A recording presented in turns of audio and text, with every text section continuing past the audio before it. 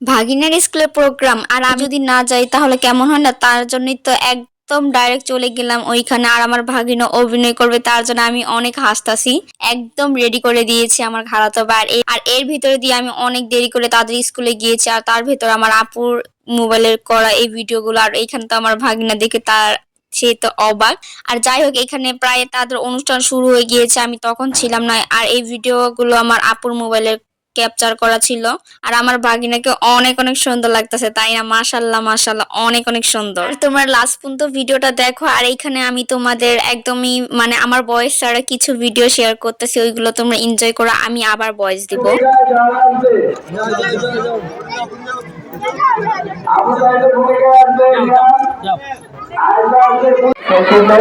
সময় সংকীর্ণের কারণে দয়া করে যারা উপস্থিত আছেন 1 মিনিট একটু ধন্যবাদ বক্তব্য করুন। এ পর্যায়ে সংযুক্ত বক্তব্য রাখবেন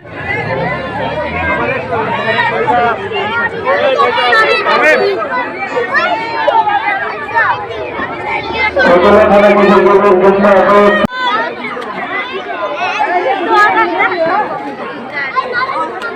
দেখতে পারলেন কিভাবে আমরা আর আমি অনেকটা দেরি করে এসেছি, প্রায় আমার ভাগিনা তখন অভিনয় করা শেষ হয়ে গেছে। আর ওইগুলা ভিডিও সব আমার আপুর মোবাইলের ছিল। আর এইখানে আমার ভাগিনা কেন জানি তার মামার সাথে ঝগড়াঝগড়ি লেগে দিয়েছে। আর আমি বলতেছি কেন এমন করতেছো, সে তো আমার উপর একদম রাগ হয়ে গিয়েছে। যাই হোক, ছোট মানুষ, তার ভিতরে দৌড় দিয়েছে, তার ভিতরে পড়ে গিয়েছে, তাই না? মানুষের ভুল হতেই পারে। আর অন্য মানুষ হলে বলতো আমাকে মেরেছে, আমি তাকে দেখতে পারি নাই, আমি তাকে এমন করব সে এমন করব, আমি এখনই ফোন দেব, আমার আমার মানে আমার জিনিসটাকে কেন কষ্ট দিল, আমার সাথে না যুদ্ধ করলে করবে কেন, আমার নিজের মানে কি বলবো, আর কিছুই বলার নাই। তার ভেতরে এইখানে দেখতাছি তাদের অনুষ্ঠান অনেকটাই শেষ হয়ে যাচ্ছে, একদম লাস্ট পর্যায়ে অনুষ্ঠান। আর এর ভিতরে আমার বাগিনা বসে হচ্ছে গেমস খেলতেছে, অনেকটা খারাপ লাগতেছে বলতেছে। আর এর ভিতরে তো আমি তার ভিতরে আমি এসেও পড়লাম, এসেই আমি ভিডিও করা শুরু করে দিয়েছি। আর আমার ভাগিনাকে বলতেছে তুমি কেন এইগুলা খুলতেছো, ওই বলতেছে আমার অনেক অনেক খারাপ লাগতেছে। আমার আপু বলতেছে না আর একটু পরে খোলো, ওই বলতেছে না আমার অনেকটা বিরক্ত লাগতেছে। তার ভিতরে সে তার হাতের ভিতরটা মানে কেমন যে করতেছে, তোমরা তার ফেস দেখলেই বুঝতে পারো। ছোট মানুষ মানুষ আমি একটা কথা বলি, বাচ্চারা হলো দুধের বাচ্চা, তাই না? এখন তারা একদমই বুঝে না, যদি বুঝতো তাহলে ওই মানুষদের সাথে যেত না, যেই মানুষরা তাকে বকা দেয়, তাকে দরজা লাগিয়ে মারে, ওইসব করতো না। একটা বাচ্চা, সে এখন দুধের বাচ্চা, সে যদি বুঝতে পারতো আমি ওইখানে গেলে মার খাবো, আমি ওইখানে গেলে বকা খাবো, সে এখানে কোনোদিনও যেত না। আর তার ভিতরে আমাকে ও যে তখন পড়ে গিয়েছিল না, সে আমাকে একটা লাত্তি দিল। যাই হোক, একদমই ছোট মানুষ, সে যদি বুঝতো তাকে তার খালামণিকে জীবনও লাত্তি দিত না। যাই হোক, ছোট মানুষ, সে বড় হলে ভিডিওটা দেখবে আর বলবে আমার খালামণিকে আমি লাত্তি মেরেছি। যাই হোক, এখনই দেওয়া হবে, অভিভাবক ছাত্রছাত্রী একটু অপেক্ষা করেন, এখনই পুরস্কারটি দেওয়া হবে।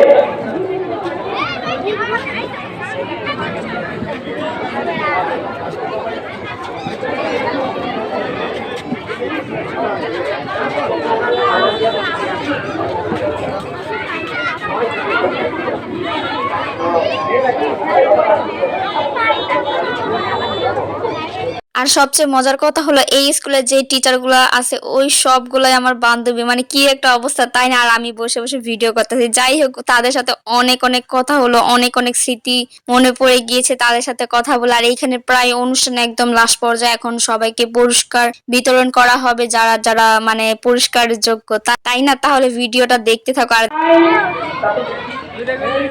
ইন্ডিয়া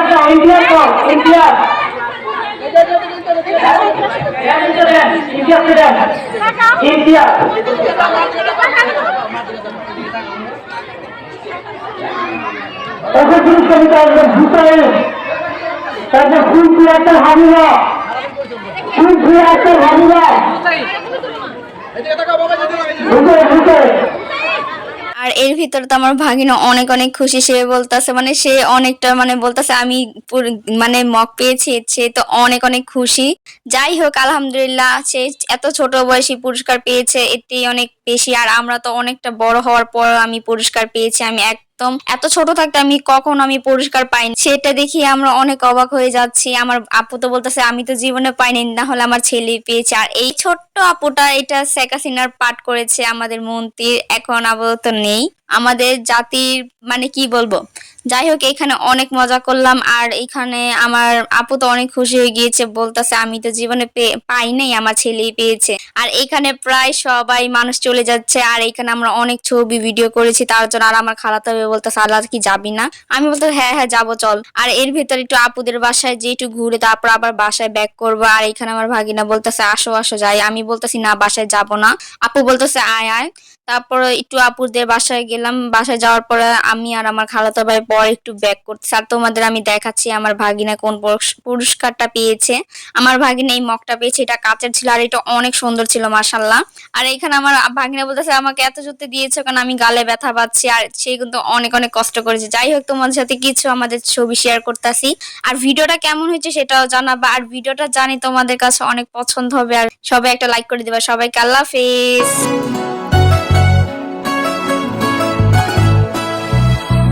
भेंट भेज सुनो नैनीताल शहर में